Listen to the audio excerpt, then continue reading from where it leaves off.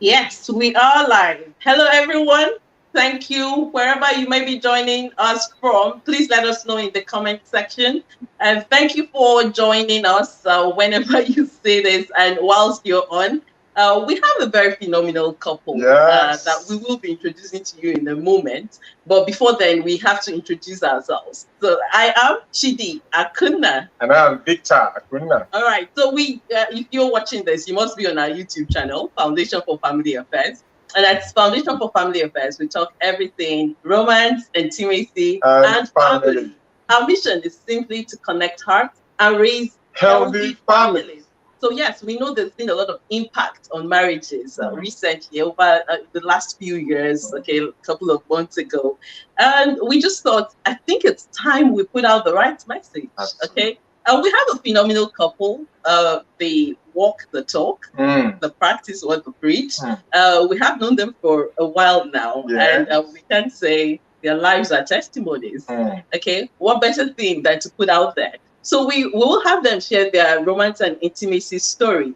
But before then, I think it's just nice that we tell you our definition of romance. Okay, just so it gives perspective to what we're doing today. Romance for us is the little but consistent things you do on a daily basis in pursuit of your spouse's heart, attention, and happiness. We'll be talking more about this shortly, but I'll let you say something before we bring our guests on. Yeah, one of the exciting things for me when we bring people that come and share their story, you can see that from their life they are walking the talk. You can see, and I think it was Steve Jobs that says one of the most powerful person in the world is someone who's a storyteller. So ability to use positive stories to also shape the narrative. Sometimes when we hear the negative news out there, people tend to think, can marriage ever work? So we want to be in the offensive now by bringing people who are living the work, who are living that reality, to share how they're able to do it, so we can learn one or two things to improve our own relationship. So okay, so join us, fasten your seatbelts. Let's roll. Let's do this. Yay! Yay! You're Thank you for welcome. joining Thanks for us. joining us. Okay, so please introduce yourselves. Let our audience meet you. Oh, hi everyone. Very happy and excited to be here. My name is Obi Madunagu, and I've got my lovely wife here with me. And I'm Ogiuwa Madunagu. I'm pleased to be here. Yes. So together, by the grace of God, we pastor Church of God Mission in Dagenham here in London. And we've been married for 17 years. So when Pastor Victor and Pastor Chi invited us to be here, we thought, yes, there's no harm in sharing our story. We're always happy to help people because this is what we do, on a daily basis. Fantastic. Thank you so much. Fantastic. So we would like to know, how did you meet each other? Well, let's go to the beginning. How did you meet each other? You want to take that one? I think we met. I like the she laughs. Because we actually met first of all in secondary school. Wow. We were in the same secondary school, and it was a year ahead of me in school. Wow. Though I joined the school mid admission in my SS1. Yeah, SS1. We met first at the school fellowship in school, and that was how it started. Fantastic. What was the first thing that struck you when you saw him? Well, I think, funny enough, at the fellowship, I didn't really take note of him. Too spiritual. I didn't really take note of him at the fellowship. I just go in there, do my thing. Then after the break time fellowship, I go back to my class. If I remember clearly, what the day I actually took notice of him was it was after school one day. I think that particular day he didn't go to school. So as I left the school gate, I saw him outside, and I'm like, "Oh, you were not in school today." And he gave me the reason why he was not in school, and then we just exchanged pleasantries and all of that. And that was the beginning of the conversation. Friendship. While in the fellowship, I didn't really take note of him. Fantastic. Okay, let's hear Pastor Vina's side. No. I mean, she's very correct. So it was in school fellowship. We happened to be in the same secondary school, and I really had a passion for evangelism back then in school. So to put it into context, so we grew up in Benin City, Edo State in Nigeria, West Africa, and so the school we went to was not far from my house. So like I said, I had this passion for evangelism, so I would stand up in class and tell people about Jesus. Sometimes I would be mocked, you know what teenagers can be like, but I would just do it. And then I also remember during our lunchtime, our break period, I would go to the school canteen and just gather some students around and just share the word of God with them, and they used to love it. And then also there was the school fellowship, which I said, I would like to be a part of, and that was where I noticed her, in that school fellowship. And to be honest, we were, my goodness, highly spiritual people. So, and that's probably why she didn't even notice me at all. And we're just sharing testimonies of what God has done, healings and miracles. As teenagers, that was what we were really, passionate about. But of course, I did take notice of her, in the fellowship. Never thought there was any. I mean, there was anything was going to come out of it, to be honest. Because after we left school, we moved on. I moved to Lagos, and then she also moved to Lagos. But I didn't even know. For like 7 years, we had no contact, nothing. Yeah, so I think it was what God had destined to happen, and that's why somehow we still managed to connect again. Okay, so at what point then did you decide, there's something special about this person? Yes. Yeah, maybe I should start this time around. Okay. So at what point in time? So I think it was when I began to get close to not just herself, but her siblings, because her siblings were in school. I think 2 of them were in the same school. And somehow I got to know them, and then sometimes we would go back.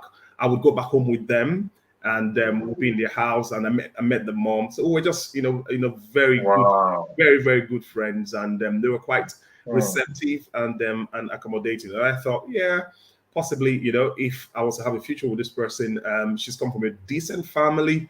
With good morals, and they believe in God, and I thought, it would be good, if it ever happened. But at that point, I didn't really take it serious, like as I said, because we left, and then for 7 years there was no contact until we then connected again. Fantastic. One thing I like about this side of the story is one of the beautiful things about the relationship that survived the test of time are those who are able to build some form of connection, some form of friendship. All right, where it wasn't the romantic part first that they noticed. They got to know the values of the person. They got to know the nature of the person's priorities, the person's passion, and they build some form of connection over a period of time. And so I think that's one key thing that I can see in your relationship. Yeah. So how long have you been married then? April this year, we marked our 17th year. Wow. Interesting. Okay, so you have a lot of experience then. We'll be gleaning from that experience. So please tell us, what were the first few years like? I know you said you had been friends for 7 years before you took particular interest in yourselves. So what were the first few years like? Were they years of learning? Please tell us. Well, for me, I would say during our courtship, we had a lot of things we actually discussed, right? So that actually helped to set the tone. But even at that, at the beginning, there were obviously hiccups in a sense that 2 people who have not lived together, 2 people who grew up from a different background, 2 people who have different family and mixture, in a home. A lot of things were quite different. Now, these 2 people are not coming together to live under the same roof day in, day out. Right? The friendship bit was still, it was still there, but it was more or less like adjusting with his way of life and him adjusting with my way of life. I will give an example. I grew up from a home then where we all eat together. We cannot eat together in one plate, right? I also grew up in a home whereby probably when you're eating, if you want to wash your hand, you wash your hand in a bowl. The next person will wash his hand. So there were certain routine or things we do in the home that is just normal, right? So an attempt for me to do it here, it was like I was meeting a kind of friction. And it was like, what is it? I grew up in a home where my father can enter the kitchen and slice the vegetables. I grew up in a home where my father can, do some things that you would expect that, a man wouldn't do. And now enter into this marriage, and I say, okay, can you come and help me with, vegetables, or can you help me with this? And he's like, I'm giving him, real work. Even the work, washing hands in the bowl. I was like, no, you have to bring another bowl for me to wash my hands. And I'm like, oh, he'll tell me, and I'm like, oh, we have been doing it for years. And hygiene, after all, we are all in the same family. Eat together. It was like I will wait and wait and wait and wait. At times you'll be hungry because we were, used to eating together. But there was a particular one that was so serious that it got to a point I was like, no, we must discuss this thing. So it was in the night. I couldn't hold it anymore. It was in the night. I was like, we have to discuss this. And the beautiful thing about him was that he had an open mind. So which made it really, really easy. An open mind to like, okay, what can we do? Understand his own part. For example, the one of kitchen, I remember when he told me, oh, I grew up in a home where you have a mom, elder sister, younger sisters. Why will I be in the kitchen? I was like, oh, so that's the reason why. So it helped me. It actually helped me to like, okay, cope with it.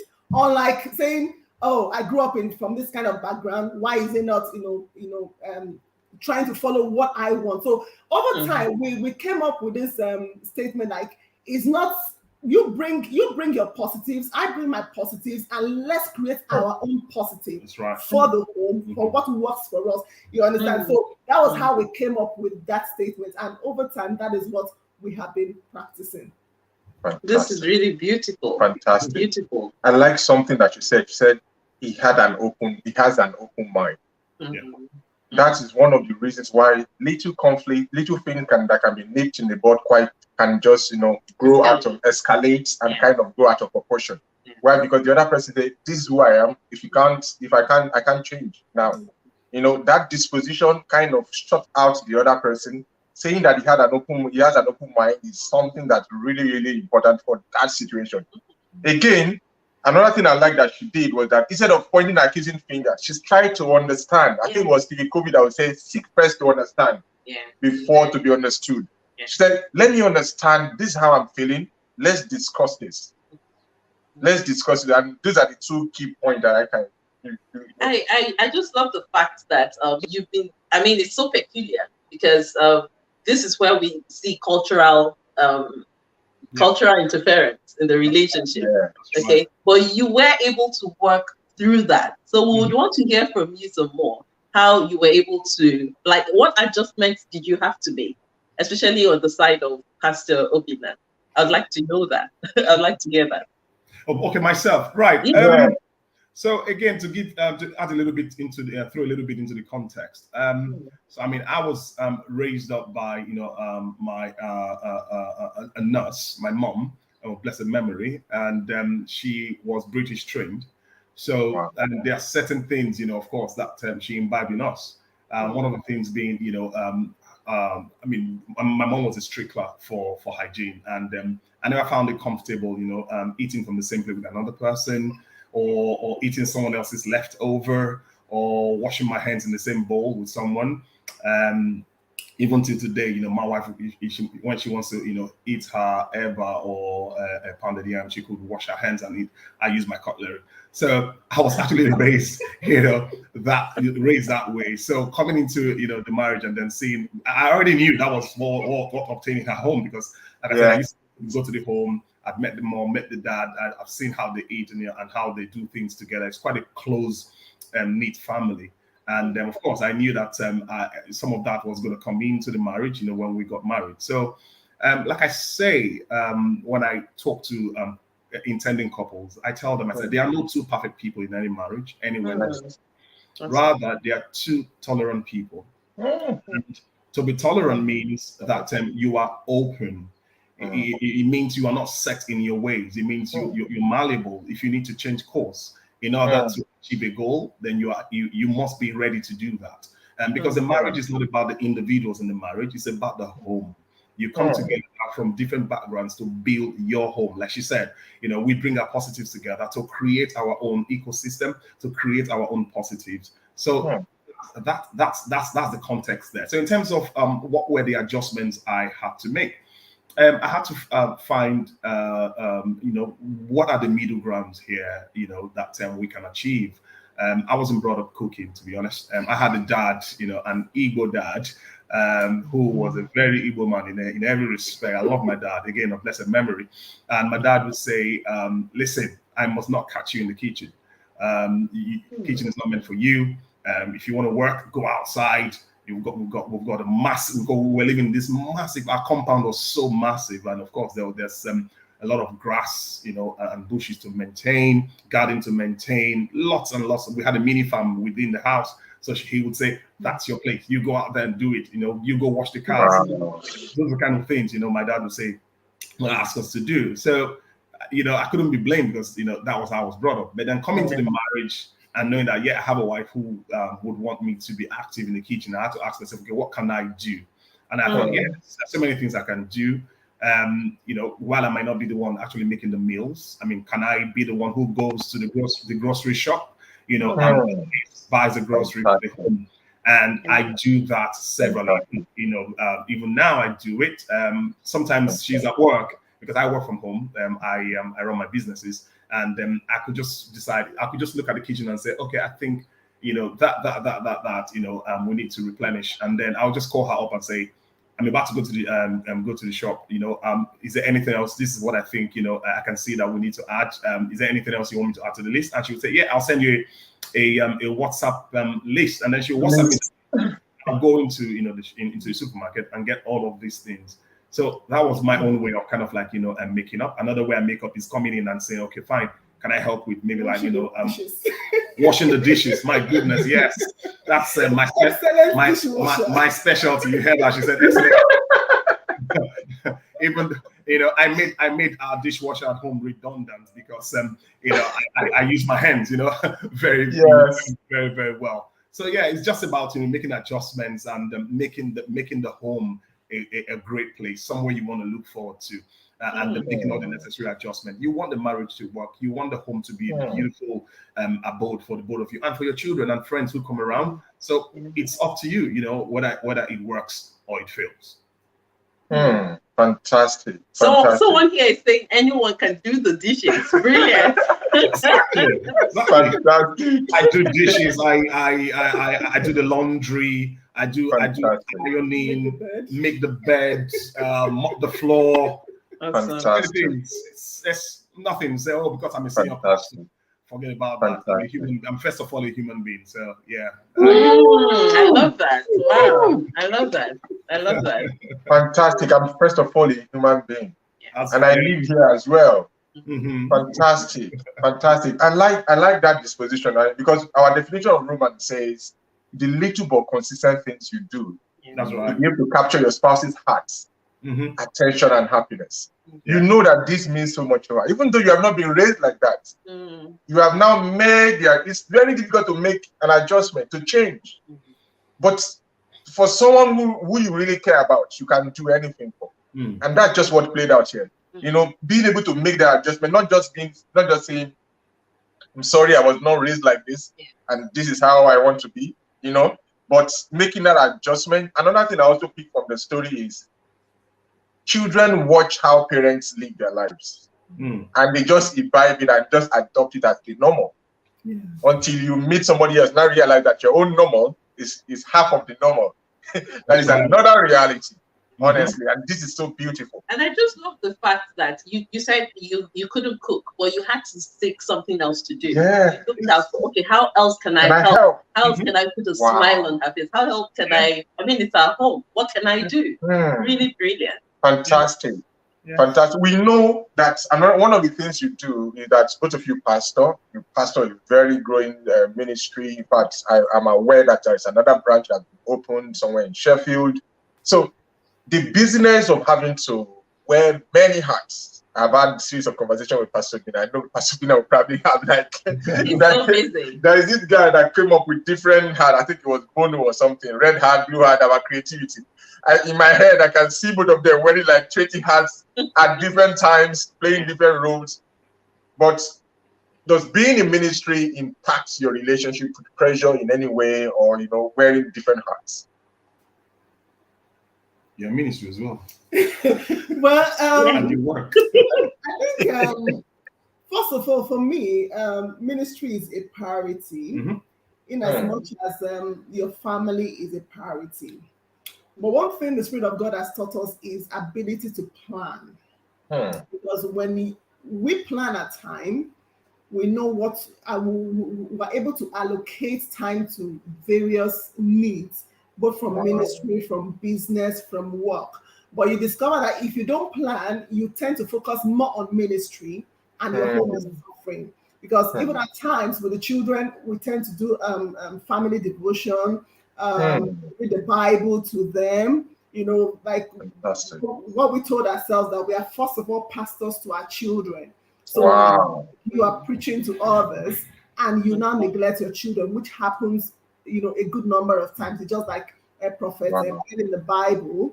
Maybe you understand, and some other examples that we know. So our duty is to, also focus on our children, to teach them the Bible, and also the flock. We have time, we pray for them, and we have time to prepare for messages in church. So it's just all about planning, but it can really be demanding. But again, it also helps you to eliminate irrelevant things, because there are some people, they claim they are very busy, but they now spend their time on irrelevant things. So you're doing the wrong thing. So we are happy about it, because it helps us to focus our energies on what is important. Yeah, absolutely.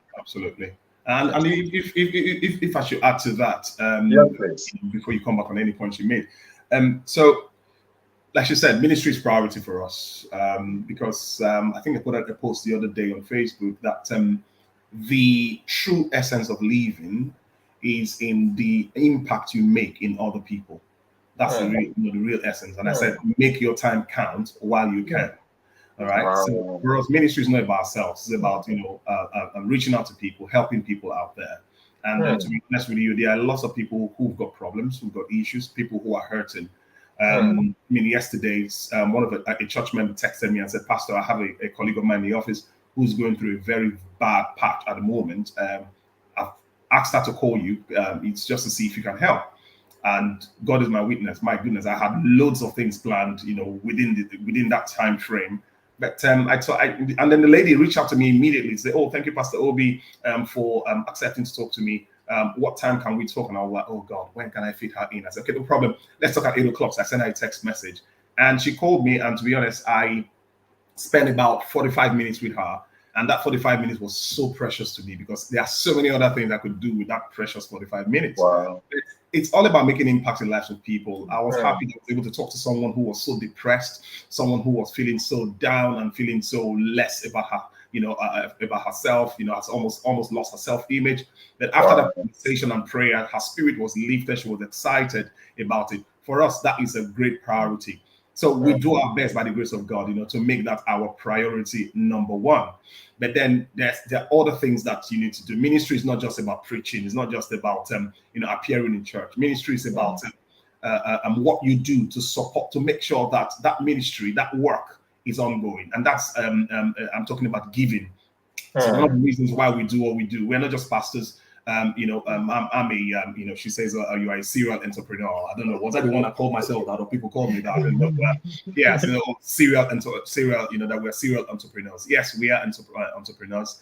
And one of the reasons why we do that is because our pastoring is 100% volunteering. We don't ask for money. We don't ask to be paid, and for what we do. We are volunteering, and in order to be able to do that, then we have to have steady source of income where we can use not just to support ourselves, but to support the church and support people as well. And we're so good to do that. So all of these things are all priority number ones for us. But does it have an impact? Doing ministry and doing all these other things? Absolutely, it does. But again, it's all about taking a step back sometimes and saying, have I had enough rest? Am I stressed? What do I need to do? Do I need to recharge my batteries? Do I need to book a holiday? What do I need to do just to make sure that I stay fresh? Because I'm no use if I'm all stressed up, and I walk into church. I can't help people, so we need to find that balance and make sure that we're having adequate rest and looking after ourselves, even as we look after people. Fantastic. Awesome. Before we go on, I just want to say thank you to our audience, to Relationship Builders Forum. Thank you for chiming in. And Abidemi Oladipo saying the real essence of living is making impact in other people's lives. Just reiterating what you said. Thank you for joining us. Fantastic. And we are enjoying this. It's amazing. What if you said something about planning, though you have many things you have to do, but creating time for every important thing based on your core values, based on what you think is important to your family. So just to ask, how do you recharge your intimacy? How do you recharge your romance? What do you do to refill? Because after a while, when you keep giving to family, you are giving to ministry here. Yeah. How do you recharge your own intimacy? Yes, I think I can start and then you can add to it. So how do we recharge our intimacy? To be honest, it can be challenging, especially knowing how busy we can be. Sometimes 1 a.m. I'm still at my desk, I'm working. It's easy when you're working for someone else, you're working to other people's time. They're paying you, what they think your time is worth.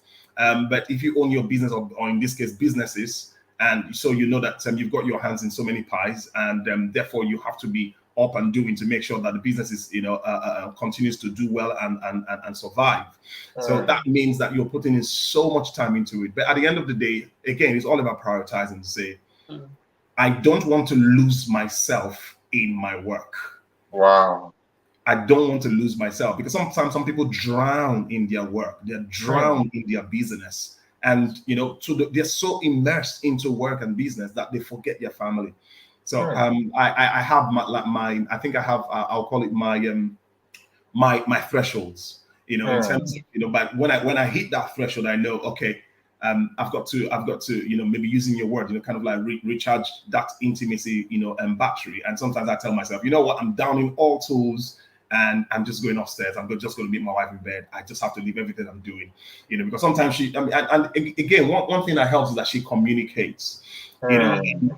Ladies have their own way of communicating, even though the when we counsel people, premarital counseling, we talk about the 5 love languages. And I know her love language, one of her love languages is, acts of service. So I know, okay, fine. If I want to get, to my wife's heart, I need to think about, okay, what can I do? What are the acts of service? I need to do. And she also likes those words of affirmation. Oh my goodness, yes. Don't just say, and don't just buy me gifts. No, I need to hear that you love me. So I give her lots of that. Tell her, I love you. So that's one of the ways I make up for the time. And of course, when she sat talking that, this your work is taking so much of your time, I understand what that means straight away.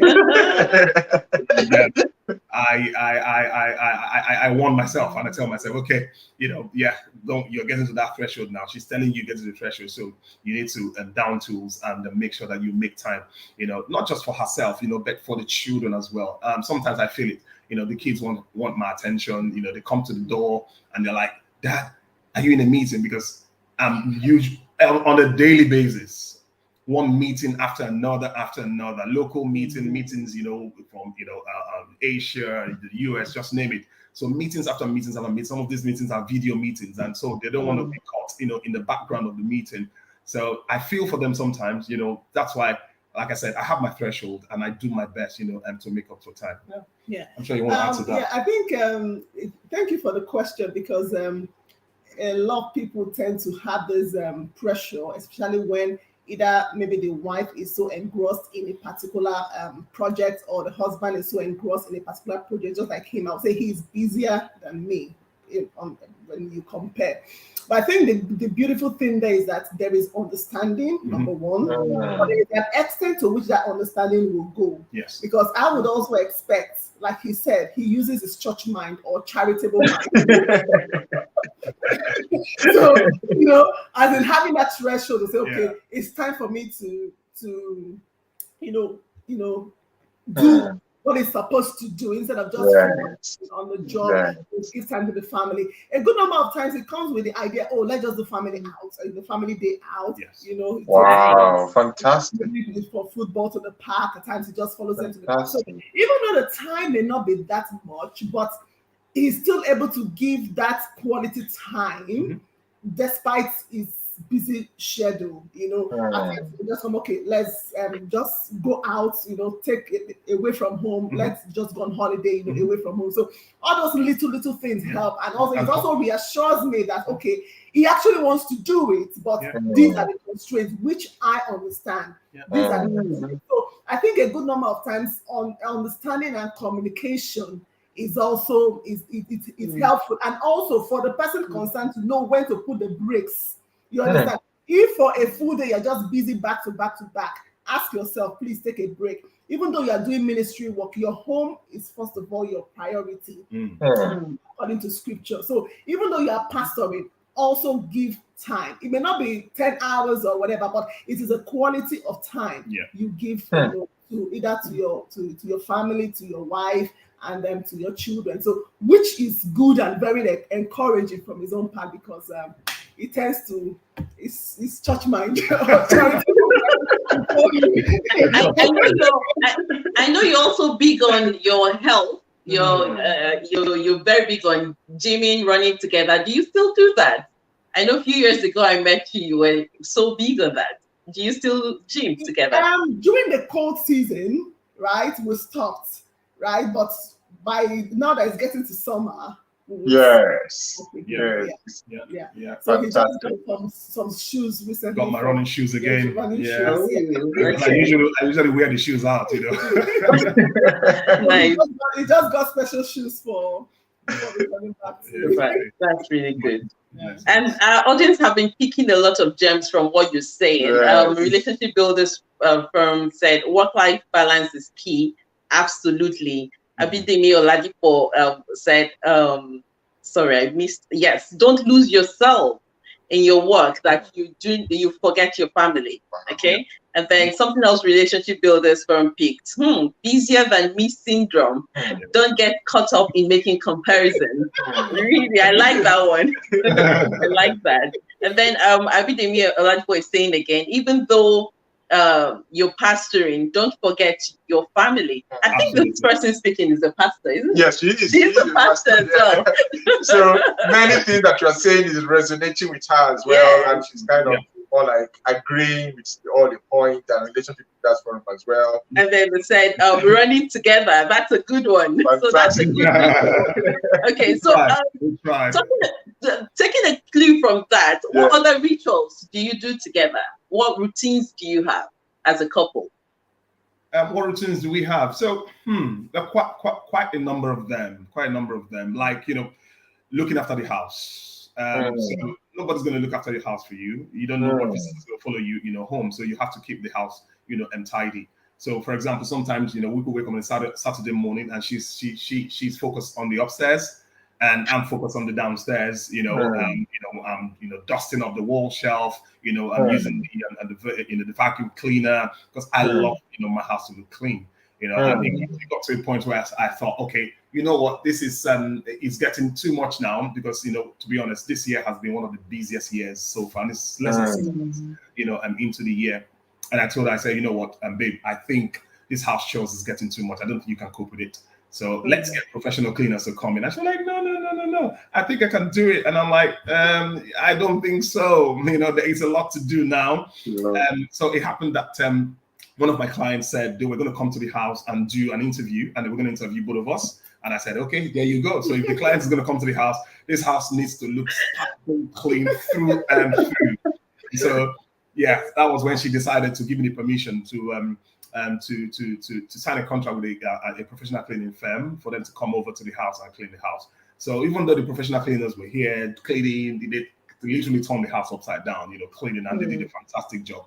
But, you know, she was around, myself, I was around, you know, also helping, you know, the guys, you know, to move things around, to make sure that you know, he did a very good job. And it was good we did, because when our clients came, they came with their cameras and everything, and they were going all over the place, from the garden to the kitchen to the living room, and all that. Oh, thank God, you know. that we cleaned up, the house. So that's just one of the things we do. And then, I do my best, to get involved in her affairs as well. If there's anything that needs doing. For example, when she wants to take off and she wants to change her hairdo, I'm the one who takes off. Yes, I tell her, just let me know on time. And then it's a good time to bond. It doesn't make me less of a man. I'm excited to do it for my wife. She comes back, from the salon. I look at her and I say, "Yeah, you look good. You look pretty." And I'm happy that I was part of that process. So this is also some of the things we do together for ourselves. Yes, I think home we don't really have it written. You do this, I do that. No, there's no list. There is no allocation of duties. I think we just get going. You see something that is necessary, you do it. He sees something that is necessary, he just does it. So it's like a challenge. You do, I do. And with that, it's kind of inspiring that you are making an effort, she's making an effort, and it just works so well. At times, my husband can wake up, in the morning, he's doing the garden, even the flowers, he was the one that. So it's like bring his own positives, I bring in my own positives, and it just keeps going. That's right. Yeah. Fantastic. Bring my own positive. And he brings his positive. That thing keeps coming back, because at the end of the day, there is something we often say, that it is who you are that you bring into the relationship. And that's what impacts or create the kind of marriage you have. The positive that you both bring. So when some people are complaining, marriage is not good, marriage itself is the perfect institution created by a perfect God. But it's the experience, the individuals in it that makes it what it is. So bringing your own positive is what creates that wonderful experience. We're teaching in a class, premarital class yesterday, and one of the points that came out was, someone made a comment. He said, when people are entering a relationship with the fear of they don't want to be taken advantage of, and so in their head they've already set a limit to how far they are going to go, the commitment they want to make, the value they are going to add. And the person said something that was quite instructive. He said, if you come into the marriage with that kind of guard, all right, it means that you have also lost the right to demand somebody else to make 100% contribution. Yeah. Because you are coming into that relationship with the mindset of, this is what I know. I saw my mom was taking advantage of. I will not allow any man to take advantage of me. I will not allow any woman to take advantage of me. You also lost that right to also make a demand, basic demand on your spouse to bring 100%. It's just an unconscious thing, because we are spirit beings. We know when someone is not bringing their best into a relationship or into a business partnership. Yes. So this is really powerful. Someone is loving the do something that is necessary challenge. Fantastic. So I'm not waiting for her to do something. We're more like she said, more like a challenge. We're trying to outdo each other, and that's how the positive keeps expanding. And so people are wondering, how come these people are enjoying it's the conscious decision they do every day. Is the conscious decision. Absolutely. That's what creates that kind of experience. Absolutely. And if I could just jump in just there. Yes, please, sir. So like I said, we counsel a lot. We counsel a lot of people, premarital, postmarital. And I think, we keep saying it that, we're grateful to God that over the years that we've been counseling, all the marriages we ever counseled, are still together. It's just one. There's only just one divorce. In all these years, of counseling people, and of course, it's very regrettable when that happens. But I many times find it difficult to get my hand around why couples cannot live happily together, and only one word comes back to me: tolerance. Tolerance. Wow, I like that. Tolerance on both sides. Must you complain about everything? Must you pick up? I mean, we do things every day that could irritate people, but must you pick up on everything? If you come into the house and something is not the way it should be, must you complain about it? Can't you just fix it? Sometimes people think the best way to get a message across is by talking about it. No. I believe that the best way to get a message across is by action. Model. Wow. If you model the message, people will get the message quicker. Model the message, not necessarily verbalizing it. Act, show it, do it. And after a while, they will get it because they are not stupid. They will definitely get it. But then we come across people where there's always one complaint about this, about that, and sometimes when we've cancelled them, we find out that it's not like they don't like themselves, but there was just a lack of effective communication. I thought you meant this. You thought I meant that. And again, I say that assumption is the lowest form of knowledge. Absolutely. If you have an assumption, you've got to validate that assumption.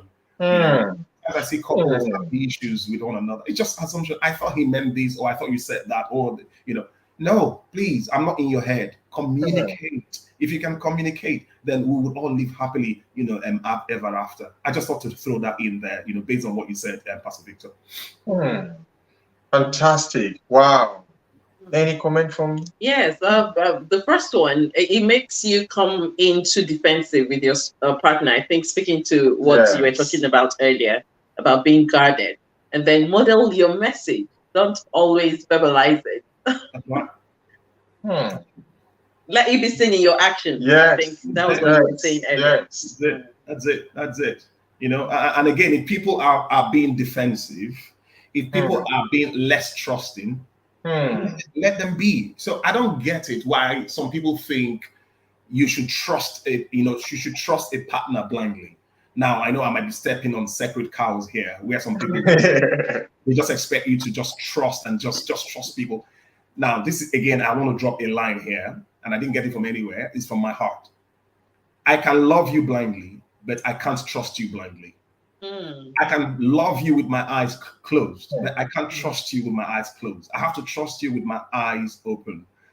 Trust is based on action. I need to see you do things that earns my trust. You don't have to earn my love. For God so loved the world that he gave his only begotten Son, that whosoever believes in him should not perish, they have everlasting life. It's the just dying for the unjust. So you don't have to earn my love, but hey, you've got to earn my trust, isn't it? That's right. That's right. Absolutely. Yep. Yes. Trust needs to be earned. Yeah, that's why they say, my wife used to say something. People need to be trustworthy. In other words, you have to act in a way that makes you worthy of trust. Yeah. Because it has to be earned. Right. Yeah, fantastic. Right. Fantastic. I love that. Yeah. If you said both of you have been married for about 17 years, and that means that there will be different things will have been happening. Different phases. Yes, that's the word I was looking for. Different phases. At some point, sometimes external people may have want to play a role, maybe like in-laws. Have you had any situation like that? And how did you navigate it? I think for us, like before we got married, right? Like I said, there were topics we discussed, and we also discussed how to handle it. So each time we got there, we just said it was just a walkover because we've already discussed these are the boundaries, and we've not really had an experience of third parties interfering or trying to dictate how things are done in our home, because both of us have an understanding of how we want our things to go. Not in our home. And when the third parties come, they respect it. Absolutely. Because it is what you allow in life. That's right. So if we do not allow third parties to dictate how we run our home, because if you do not allow it, then it will not thrive. That's right. So over time, I've not really seen that as an issue. Even if an external person is coming in, we discuss it immediately because we already have a roadmap of handling when external people come to the house. So the moment we are saying what we think is not it, then it is discussed and addressed immediately. Fantastic. It has not really been an issue here. Fantastic. I think there was there's a mentor of mine that described family in a very interesting way, which I kind of like. Because if we say family is the smallest unit of a society, it means that family is like a nation. Yeah. And nation should have borders. It's not everybody that should gain access to your. That's why we have visas. That's why people have to. You need to vet people before you give them access into your territory. So when someone is coming someone is coming to your nation, you have to discuss your what we call international policies. How do we want to interact? I'm speaking in international language this about basically I'm just reacting to what Pastor Giwa said in terms of having the roadmap. Because sometimes some people don't even know boundaries. So when that's why you see some people that come from maybe a not too organized community or country, they come to an organized, structured country and they behave themselves. In their country, they jump queues, but they come to a structured place, they behave themselves and stay in a file. Why? Yeah. This country they are coming into have defined and created boundaries. This other one, anything goes. They can eat something and throw it on the floor. But they come to a certain country, they are decent. What? The same individual. What has changed? Structure. So if you don't have a clear-cut structure in your family, that people can just come and use any words on your children and it's okay, and people can just come and just, barge, enter into your bedroom and it's okay, you don't have any problem with that. After a while, when people see it, okay, I can do this here, but I can't do this here. So having that clear, this thing is also very important, just like Pastor Giwa said, and and when something is not quite, you're not comfortable, you address it. Talk about it. Like That's fantastic. Okay, so still on the phases of marriage, what challenges have you gone through? Anyone you're comfortable sharing? And how were you able to navigate each challenge, each phase you went through? Yeah. So what challenges? So we do things together, and if something is not right with someone in the family, everybody feels it. Yeah. So we come together, we huddle together, and to support. So we've been through, in this 17 years, there was a time our second son had, a domestic accident, with hot water. And I remember how we managed to sort it out that night. No family, nothing. He just, he suffered, quite some significant burns, at that point. And how we were able to kind of we had to be there for him. He was hospitalized. He was in the hospital for about a month or so. Wow. So there's so many questions, that be going through your mind. Why did this happen? How did this happen? If we were more prayerful, would it have been prevented? And go through your head, and there's a tendency to want to blame. Oh, was it your fault, or was it that person's fault? Did you do the right thing? Could you have done better? But the thing is, we've also told ourselves, as a couple, that marriage is not about ourselves as individuals; it's about the home. So we don't project ourselves. Instead, we project the home. We project the marriage. Okay, that's one of the things that we had to deal with. Turns, and then we took turns, to be there for him. You taking time off work. I was doing the night overstay. Then he would do the day. I was doing the day. Yeah, actually, I basically was working as a project manager. I think it was for Royal Bank of Scotland, and I had a good boss at that time. And he said, "Listen, you can work from anywhere. You want to work from the hospital? Fine." So I basically went to my son's hospital, bedroom. And that's where we were, I'll be working, taking calls, and making sure that I looked after him, and with all that love and that we showered on him, he made a speedy recovery. You see him today, you would never know that he's the person we're talking about. He's a fantastic footballer. They just won their league. They just won their league. Wow, fantastic! He was very pivotal, to that particular success. So that's one of the things. Another challenge we face, is me. I'm suffering grief. I lost my parents within 3 years of each other. Something I've never experienced, in my life. Having to cope. My wife was there for me. Making sure that she was there to give me the right words. When I felt down, because it can be overwhelming. And losing one's parents. But yes, in spite of all of those things, we've come out. And stronger, than before. So those are some of the challenges that we've had to face on the home front, marriage front. No, like I said, if you've got the tolerance in you and you open-minded, you will never have issues. And to be honest, I don't brag about this, but I've challenged people. I'd say, listen, pull any of our kids aside and ask them, when last did you see mommy and dad quarreling? When last did you ever hear them, raise their voices at each other? I said, I give you that challenge. Go ask our kids. They have no recollection of it.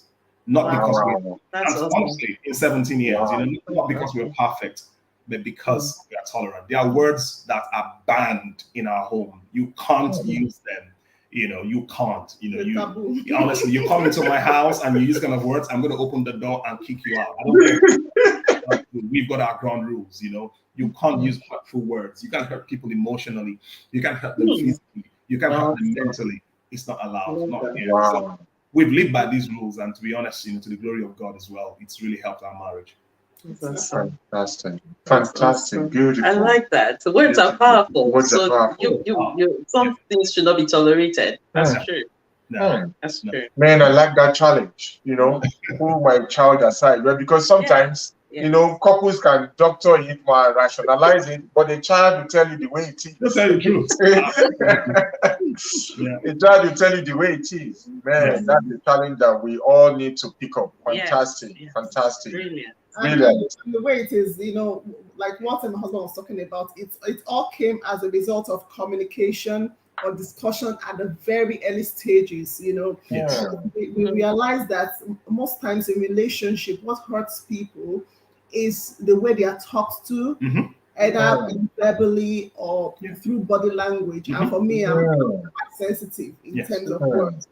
So over time, we have discussed that. So generally, even in marriages, even for those who are listening, there are key criteria, you have to apply when you are communicating with your spouse, which we also apply because they say talk is cheap. You have to act what you say. Number one, what you want to say, is it fit for the occasion? You want to does this suit the occasion? Because I'm talking about Bible principles now. Does this suit the occasion? Will it bring grace to the hearer?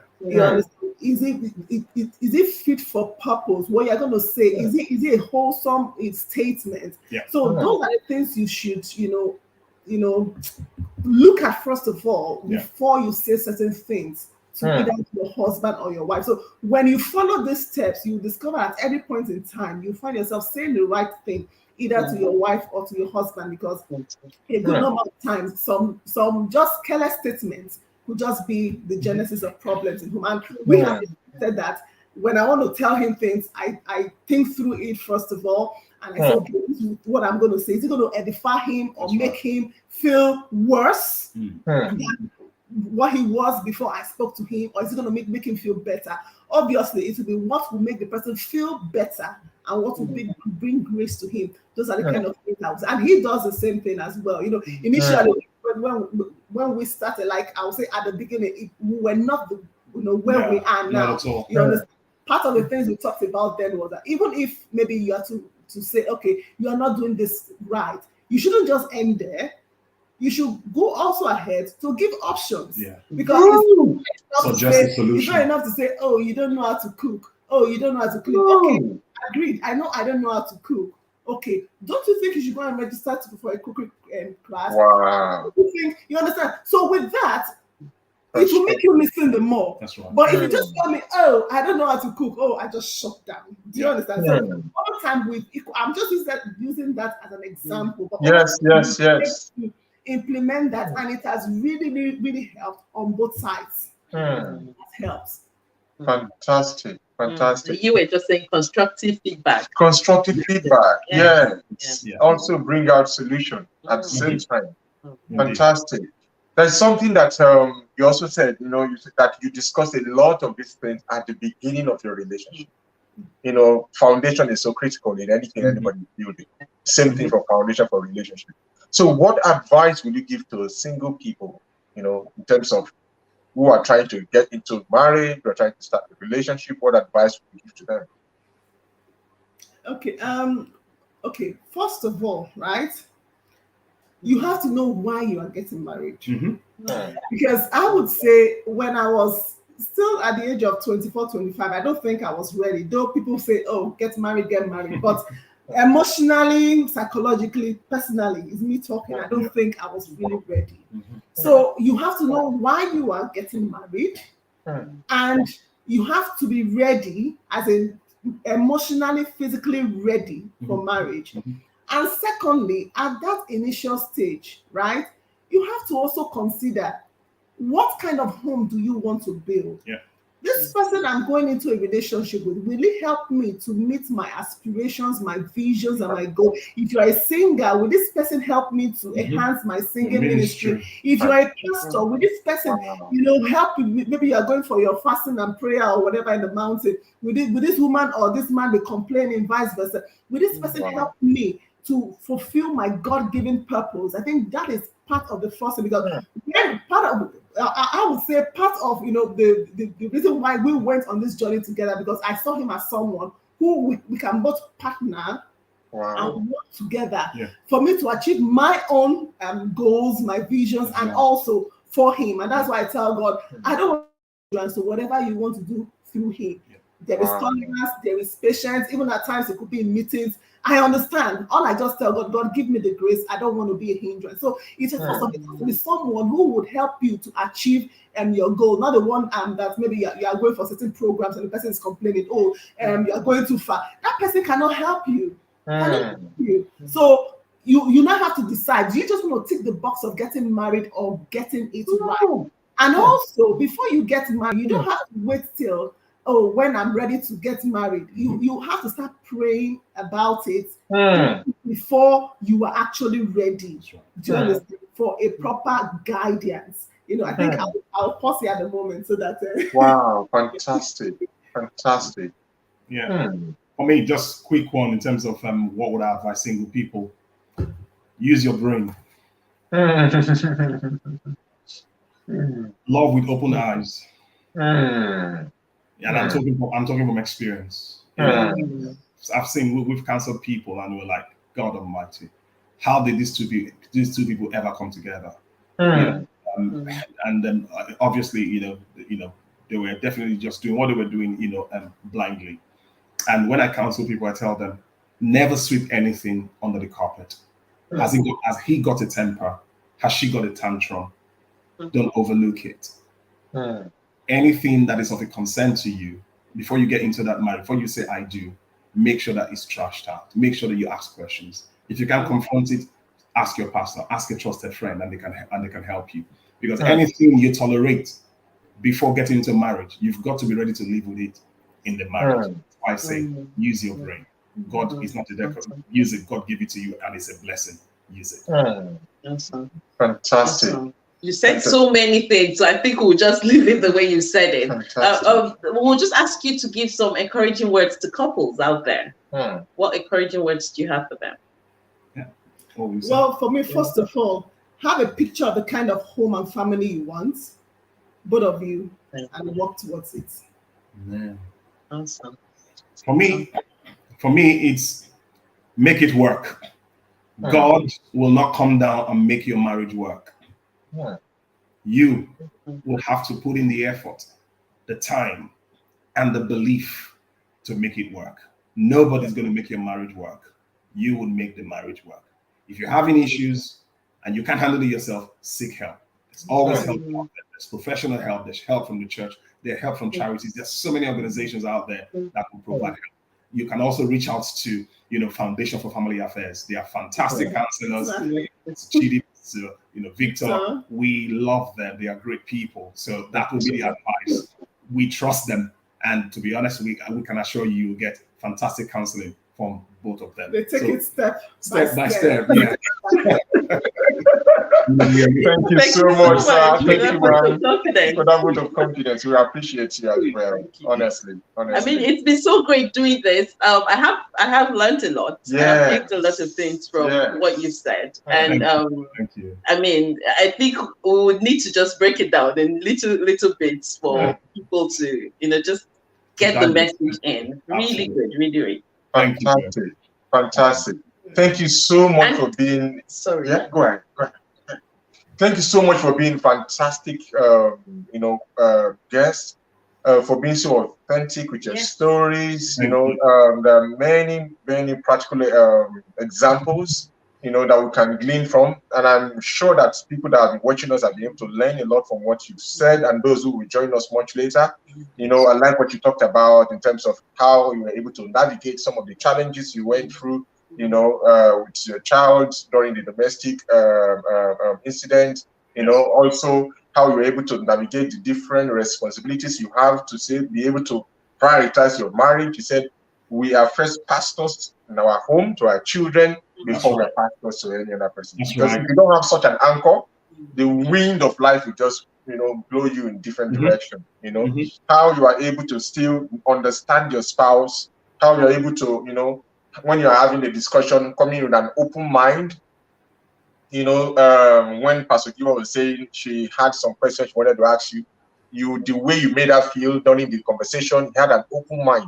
That itself makes the person feel like I'm going to be heard. Because sometimes people feel they are not heard. You know, they are just talking, but it's more like like a wall that their spouses is just fencing them out. You know, having that kind of disposition. So there are many things that you have said.